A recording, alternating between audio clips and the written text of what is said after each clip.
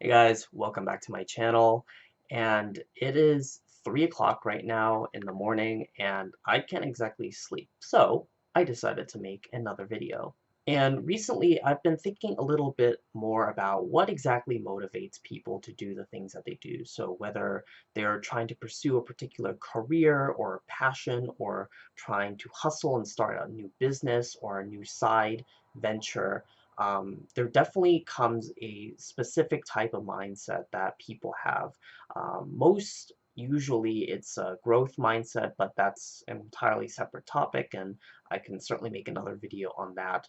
But I think that it's good to not only think about the growth mindset, but also some of the things that also may have motivated me to do the things that I'm doing now. And a lot of it, I feel, stems from my time as a cross-country runner in high school. Now, in high school, I started cross country when I was about 13, and I was a pretty typical skinny Asian kid. Didn't really do anything sport-like. I was more into books, but I actually don't remember my original reason for joining cross country. Maybe it was just something to add onto my resume so I could get into a better college, or maybe I finally had the nerve to, just step out of my comfort zone and do something new since I always liked to run at some level. So when I eventually joined the team, um, I actually wasn't able to run a whole mile without stopping. And that's crazy, but also um, not so crazy when take into account that I had asthma and I didn't really do a lot of athletics. So I think that looking back, not being able to do a mile seems crazy when at the time it seemed like a fairly impossible thing to do. Aside from the mile, a lot of our races were 5Ks, which are 3.1 miles, so it was even harder to imagine being able to finish one of those races without stopping. But I eventually trained myself up to being able to run this race, and during my senior year of high school, I was able to run a regional race in under 20 minutes, which personally I thought was what really separated a lot of the um, runners that were more amateur-like to those that were running more competitively in tournaments and meets and things like that. And I kept this up for the later years of my life. So as I turned into an adult, I started doing more races. I entered 5Ks, 10Ks, eventually did half marathons, which I have made into a yearly tradition. And then I finished my first full marathon in Chicago this past year. So clearly running has been a fairly important part of my life, not only instructive, but also gave me a lot of really good general health benefits, but also gave me a mindset to approach certain things in my life and eventually carry them forward so I could achieve the goals that I set out to achieve. So in this video, I wanted to talk about 3 primary lessons that I was able to take away as a young high school student who did cross country and track and field. And a lot of these lessons I like to attribute to my coach, Tim Hutchinson, who was a valuable mentor to me.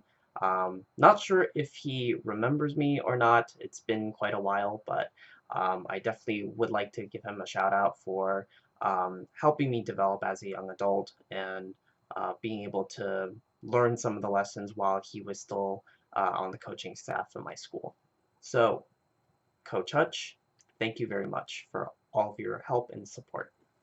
So the first lesson that I want to pass on is that you never exactly know what you're capable of. Like I said earlier, I didn't think I was able to do a mile without stopping, and through repeated practice and training, I took those steps and was able to finish a mile without stopping and without collapsing, but also being able to then compete in races and do 5Ks without stopping.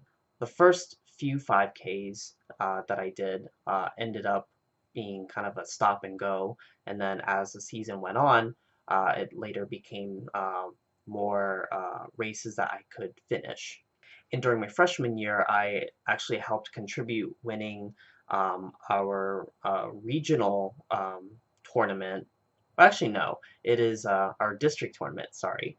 And this was the first time a team of all freshmen had won that district tournament in many, many years. So it was very fortunate that I was able to help the team score enough points in order to win.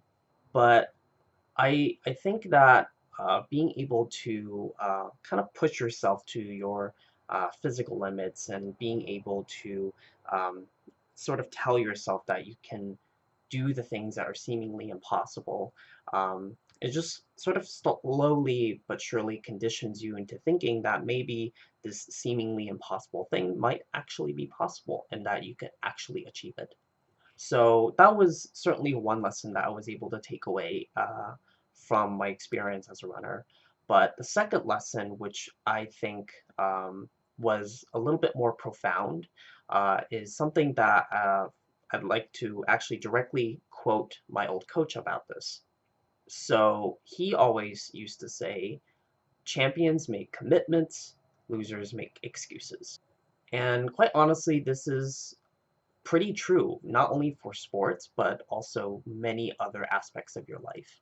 So I realized that while I wasn't the best at running, I always showed up. I went to every practice, I came on time, and I stayed late, I ran on weekends, and I did everything that I felt I needed to do in order to succeed in this sport. And while I was never a very good runner, so I was not like super competitive and ran with all the people that were qualified for regional or state tournaments, um, I was someone who always showed up, tried his hardest, and tried to give it his all during his race, and made sure that I stuck with it no matter what, even if things were difficult. And that's what led to me being able to run a 5K in about 19 minutes, which to this day is still the fastest 5K I've ever done. And it was kind of surreal to think about it because um, I think I just kept telling myself that I wasn't able to do this, but then when I finally did it, you just wonder why you weren't able to do it sooner, or like you had it in you all along. So, in order to really achieve anything of value in life, you have to stay committed and you have to keep pushing at your goal inch by inch, even if things are hard. Like, if it's raining, go. You still have to do it. If it's sunny out or hot out, you still have to do it. If you have a lot of things going in your life pushing you all sorts of directions, but you still have to meet your goal, you still have to do it.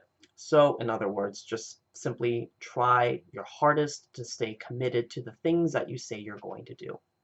And the last thing that I really learned really deals a little bit more with the physical aspect of running, but is the concept of mental toughness. So, mental toughness is this idea of being able to not only build your physical body and making it strong so that you can run more efficiently, but to really build your mind and to um, develop a certain mindset to be able to keep you running despite the pain that you might experience during a race and despite anything else telling you to stop.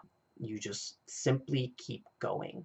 And this is a hard thing to do because, contrary to what most people might think, running is 90% mental and only 10% physical. So the moment your mind tells you to stop, you're more likely to stop. And this is something that I learned during my time as a runner in high school, but I also applied this to all the new types of races I did once I left high school. So when I did my very first half marathon, I told myself, I don't care what time I get for this race, I'm going to keep going until I finish without stopping even once.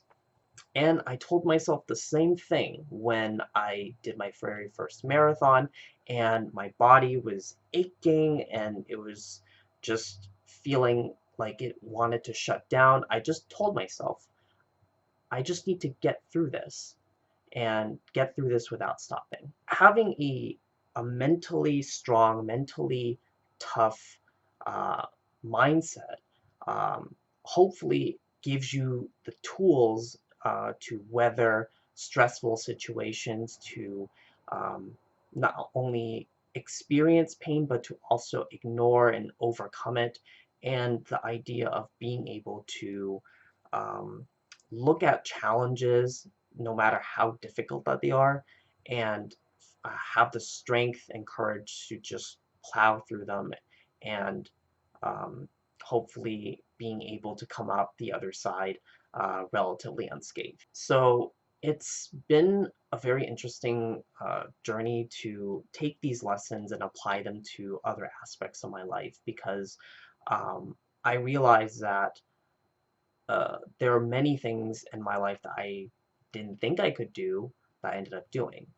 And this certainly applies to me as a PhD student right now, because I didn't think I could do it, but I'm doing it.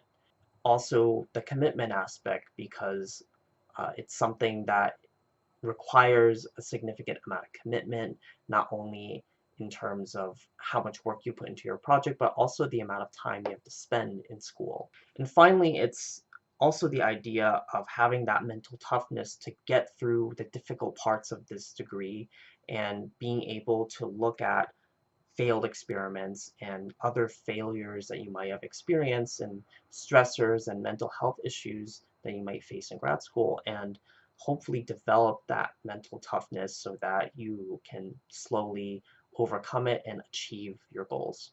So that's something I just really wanted to share quickly this late at night, and hopefully you guys were able to find it somewhat useful for maybe looking at your own life in a different lens and developing not only your mentality of being able to do some things that you thought were impossible, being able to commit to it, and having the mental fortitude to see it all the way through. And if you have stories of your own, maybe of your days as a runner, so if you guys like running, definitely leave it in the comments below, and I'd like to hear your stories. But also, if you have your other stories about, mental toughness and commitment and just being able to achieve goals, I would certainly love to hear that as well. So, as always, remember to drop a like and comment below for um, some of your stories out there, and if you want to have any particular suggestions for additional content on this channel, and also remember to subscribe. So thanks again for watching, and keep calm and Exiton.